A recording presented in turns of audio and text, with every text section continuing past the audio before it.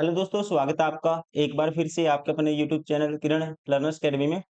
इस वीडियो में सोल्व करेंगे सेट नंबर 66 और हम कर रहे हैं रेलवे ग्रुप डी एग्जाम के लिए जनरल नॉलेज या कहते हैं जनरल अवेयरनेस के मोस्ट इंपोर्टेंट क्वेश्चन जो पूछे गए थे और आने वाले एग्जाम में भी इसी टाइप के क्वेश्चन आपको देखने को मिलेंगे।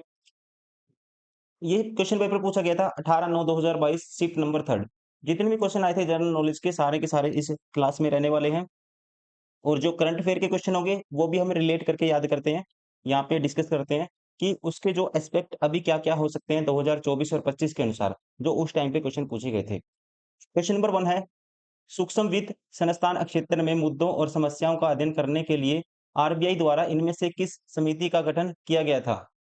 आप ध्यान रखेंगे, सूक्ष्म वित्त संस्थान क्षेत्र में मुद्दों और समस्याओं का अध्ययन करने के लिए आरबीआई ने गठन किया था। समिति का नाम है, राइट आंसर होगा 2010 में किया था और समिति का नाम है, राइट आंसर होगा option third, Y H Malegam समिति। क्वेश्चन नंबर 2, अगस्त 2022 तक प्राप्त जानकारी के अनुसार मौलाना आजाद अद्यतावृत्ति योजना एमएएनएफ का उद्देश्य केंद्र सरकार द्वारा यथा अधिसूचित 6 अल्पसंख्यक समुदाय बौद्ध, ईसाई, जैन, मुस्लिम, पारसी और सिख समुदाय के विद्यार्थियों को एम फिल और पीएचडी करने हेतु वित्तीय सहायता के रूप में डैश अद्यतावृत्ति प्रदान करता है। अभी इंपॉर्टेंट नहीं है क्वेश्चन, लेकिन आपको याद होना चाहिए। कई बार योजना पुरानी पूछ लेता है। ऑप्शन थर्ड 5 वर्षीय। क्वेश्चन नंबर 3, निम्नलिखित में से कौन लैंड एडवेंचर के लिए 2020 तेनजिंग नार्गे राष्ट्रीय पुरस्कार प्राप्त करने वाले 7 प्राप्तकर्ताओं में से थे, जिन्होंने 2021 के राष्ट्रीय खेल पुरस्कार समारोह के दौरान तत्कालीन राष्ट्रपति श्री रामनाथ कोविंद से यह पुरस्कार प्राप्त किया? तो यहाँ पे राइट आंसर होगा इसका, इनका नाम है प्रियंका मंगेश मोहिते। आपको 2025 याद रखना है। 2025 में, अभी 2024 में और 25 में ये पुरस्कार नहीं दिया गया, लेकिन 2023 के लिए 2025 में ये पुरस्कार दिया गया है। आपको ध्यान रखना है, ये मिला है अपर्णा कुमार को। अपर्णा कुमार को मिला है, ध्यान रखेंगे आप। नाम क्या है? अपर्णा कुमार। किसके लिए? लैंड एडवेंचर के लिए। क्वेश्चन नंबर 4, वर्ष 2022 में निम्नलिखित में से किस शतरंज चैंपियन को 16 वर्षीय भारतीय शतरंज खिलाड़ी रमेश बाबू प्रज्ञानानंद ने हराया था? इसका राइट आंसर है option 4, Magnus Carlsen. Magnus Carlsen, option 4 is correct. Question number 5, बचत में परिवर्तन डिवाइड बाय आय में परिवर्तन इज इक्वल टू, तो इज इक्वल टू ये होता है, ध्यान रखेंगे आप। राइट आंसर होगा ऑप्शन फर्स्ट, औसत उपभोग प्रवृत्ति। Change in saving divide by change in income is equal to marginal propensity to save, option first. Question number 6, ग्राम पंचायत का कार्यकाल कितने वर्षों का होता है दोस्तों? ग्राम पंचायत का कार्यकाल होता है 5 वर्षों का। राइट आंसर होगा option third. Question number 7, Bharat के पहले स्वदेशी विमान वाहक पोत का नाम क्या है? What is the name of the India's first indigenous aircraft carrier? तो इसका नाम है दोस्तों, क्वेश्चन अक्सर पूछा जाता है। राइट आंसर होगा option third, INS Vikrant. Question number 8, Nuakhai मुख्य रूप से भारत के किस राज्य के लोगों द्वारा मनाया जाने वाला कृषि या फसल कटाई का त्योहार है? नुआखाई है, ध्यान रखना आपको, उड़ीसा का। राइट आंसर होगा ऑप्शन थर्ड। क्वेश्चन नंबर 9, मार्च 2020 में सिडबी भारतीय लघु उद्योग विकास बैंक द्वारा शुरू की गई safe SIDBI assistant to facilitate emergency response against corona virus योजना के तहत डैश की वार्षिक ब्याज दर पर ऋण प्रदान किया जाता है?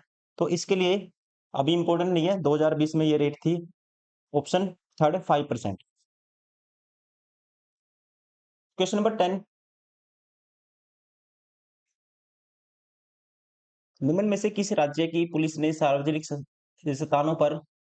स्थानों पर महिलाओं और बच्चों की सुरक्षा बढ़ाने के लिए पिंक बीट पेट्रोल्स की शुरुआत की है?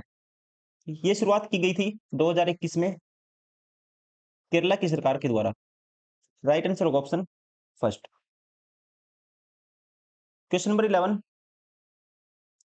कोल इंडिया लिमिटेड की स्थापना कब हुई थी? तो आप ध्यान रखेंगे दोस्तों, कोल इंडिया लिमिटेड की स्थापना हुई थी, राइट आंसर होगा 1 नवंबर 1975 1975 में, ऑप्शन फर्स्ट।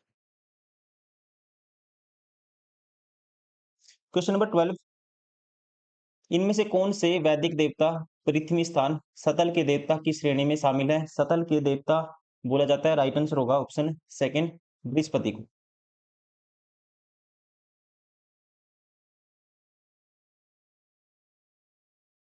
क्वेश्चन नंबर 13, निम्न में से कौन सी निम्न हिमालय की सबसे लंबी पर्वतमाला है?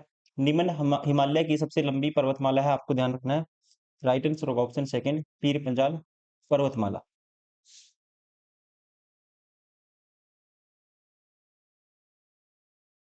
क्वेश्चन नंबर 14, भारत के संविधान में मूल अधिकारों के डैश के तहत धर्म, नस्ल, जाति, लिंग या जन्म स्थान के आधार पर भेदभाव को निषेध किया गया है। तो यहाँ पे ध्यान रखेंगे, लागू होता है इस कंडीशन में article 15, option third is correct. Question number 15, Indian minerals year book 2017 के अनुसार किस भारतीय राज्य में बॉक्साइट का सबसे बड़ा भंडार है? अगर ये क्वेश्चन आता है तो आपको ध्यान रखना है, राइट आंसर होगा ऑप्शन थर्ड, उड़ीसा। अगर 2025 में भी ऐसे क्वेश्चन आए, ठीक है, तो आपको फिर भी क्या आंसर करना है, अभी भी उड़ीसा ही है, option third. Question number 16, east India company के शासन के अधीन भारत के अधिकार के अंतर्गत सभी क्षेत्रों ज्यूरिडिक्शंस में विधवाओं की पुनर्विवाह को वैध बनाने के लिए वर्ष डैश में हिंदू विधवा पुनर्विवाह अधिनियम को पारित किया गया था। तो यहाँ पे इसका राइट आंसर होगा, इसको पारित किया गया था, राइट आंसर होगा ऑप्शन फर्स्ट, 1856 में, 1856 में इसको पारित किया गया था, आपको ध्यान रखना है। और ये भी आपको ध्यान रखना है, इसको ड्राफ्ट किया था लॉर्ड डलहौजी ने, और passed by Lord Canning before the Indian rebellion of 1857। Question number 17,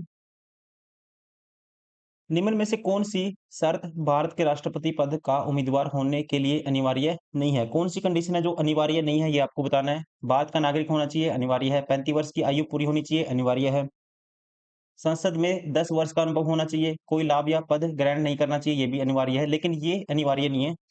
right answer होगा ऑप्शन थर्ड।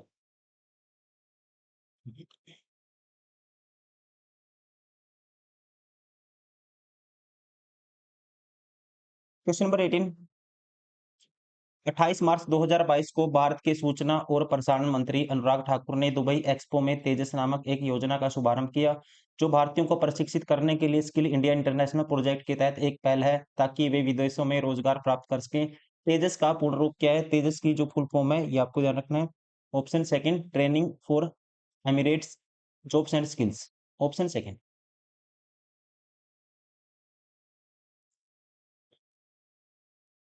क्वेश्चन नंबर 19, किस वर्ष में गंगोत्री से डायमंड हार्बर तक फुल फीकल कॉलीफॉर्म का स्तर उच्च था?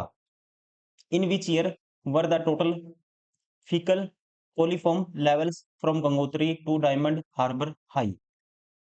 आपको ध्यान रखना है, 2011 में गंगोत्री से डायमंड हार्बर तक गंगा नदी में फेकल कोलिफॉर्म का स्तर ऊंचा था, right answer option second, 2011। Question number 20, Kangri भाषा भारत के इनमें से किस राज्य में अधिकांशतया बोली जाने वाली भाषा है? कांगड़ी भाषा आप ध्यान रखेंगे बोली जाती है ज्यादातर, राइट आंसर होगा हिमाचल प्रदेश में, ऑप्शन थर्ड इज करेक्ट।